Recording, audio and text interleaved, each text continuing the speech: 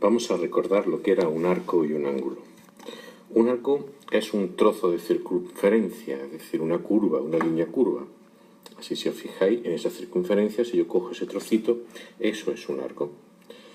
Cabe este error, el considerar que un arco es como un trocito de un queso. No es la superficie, es solo la línea, ¿de acuerdo? Que nunca se nos olvide. Un arco es un trocito de circunferencia.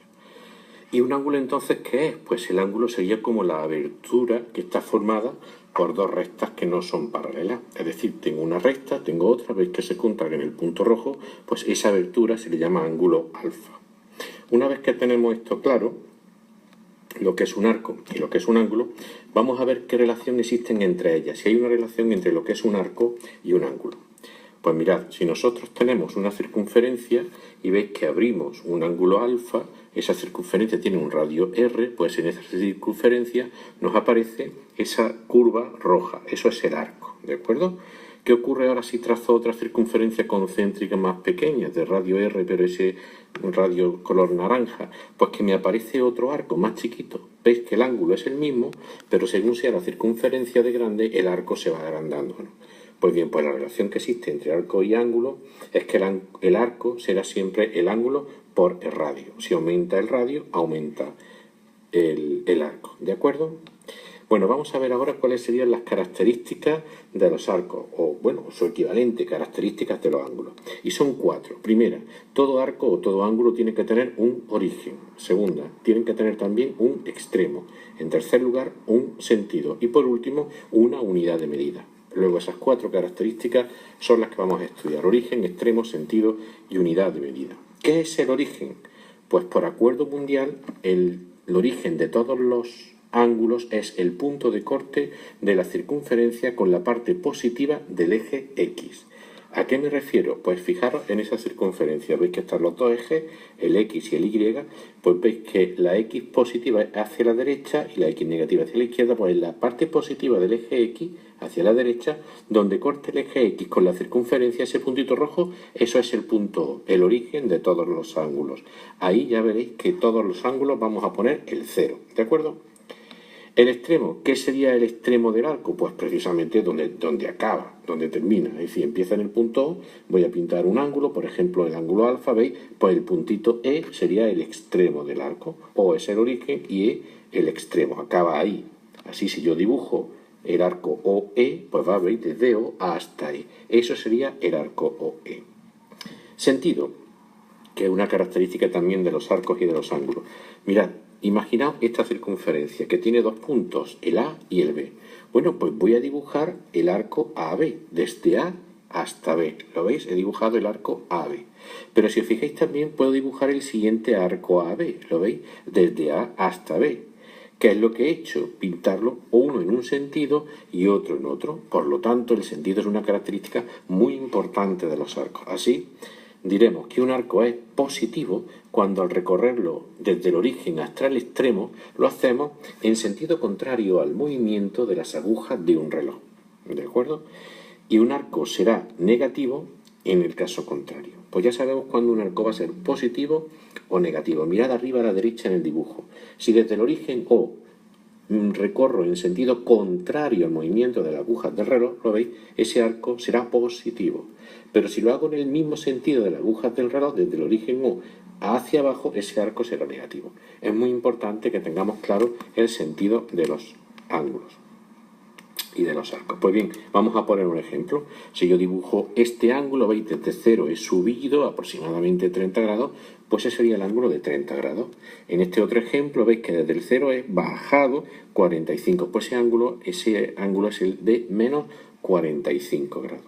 Y ya para terminar, imaginaos este ángulo, veis, desde el 0 he pasado hacia la izquierda aproximadamente unos 150 grados. Ese extremo del arco coincidiría con 150 grados. Pero mirad por debajo, ese verde sería menos 210 grados. ¿Lo veis? Coinciden, tienen el mismo extremo. Son dos ángulos distintos, pero el extremo de ese arco es el mismo. ¿De acuerdo? Uno sería este arco, el arco de 150 grados, y el otro sería este, que sería el arco de menos 210 grados. Y bien, nos vamos ya con la última característica de los arcos, que sería la unidad de medida. Pues bien, quiero que sepáis que hay 3 sistemas para medir los ángulos. El primero sería el sistema sexagesimal, el segundo el sistema centesimal y por último tenemos para medir ángulos el sistema radian. Vamos a ver cada uno de ellos por separado. Comenzamos por el sistema sexagesimal. ¿En qué consiste este sistema? Recuerdo que sexa viene de 60, ¿de acuerdo? Al quedar con esa palabra, sexa 60. Pues bien, en el sistema sexagesimal la circunferencia la vamos a dividir en 360 partes iguales. Y cada una de esas partes es un grado sexagesimal, ¿de acuerdo? Y luego imaginaos esa abertura tan pequeña que es un grado, los vamos a volver a dividir en 60 partes iguales, que se le llamarán minutos. Y a cada minuto, una abertura pequeñísima, lo vuelvo a dividir en otros 60 partes iguales, que serán segundos. Por lo tanto, en el sistema sexagesimal, los ángulos se miden en grados, en minutos y en segundos. Para que os hagáis un ejemplo, si toda la circunferencia tiene 360 grados y veis que está dividida en 4 partes, 360 entre 4 serían 90. Cada parte es 90 grados. Luego, si os dais cuenta, este es nuestro sistema, el sexagesimal, en donde veis que el ángulo recto es de 90 grados. Así, si este sería el 0, pues ese punto sería el 90 y este 90 pues serían 180 y abajo seguiríamos 270 y volvemos al principio con los 360. Este es nuestro sistema de medida. ¿Cómo se escribe esto? Pues se escribe muy fácil. El grado es un cerito, el minuto una comilla y el segundo dos comillas. Y un ángulo alfa, por ejemplo, puede ser 38 grados, 53 minutos y 14 segundos. ¿De acuerdo? El segundo sistema sería el sistema centesimal. Nosotros este no lo vamos a utilizar. Simplemente os lo muestro para que sepáis que existe. Bueno, pues centesimal viene de 100. En vez de sexa 60, 100. Es decir, aquí cada minuto tendrá 100 segundos, ¿vale? Y cada grado tendrá 100 minutos, de ahí viene.